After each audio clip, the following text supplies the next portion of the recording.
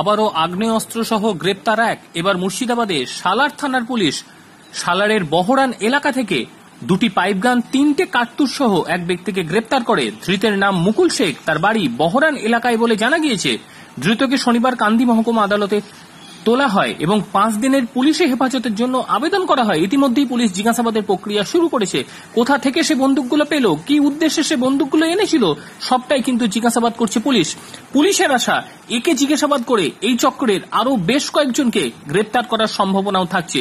সুতরাং পুলিশ আগে পিসি নেবে এবং পিসি নেওয়ার পরই পরবর্তী জিজ্ঞাসাবাদের প্রক্রিয়া পুলিশ শুরু করবে।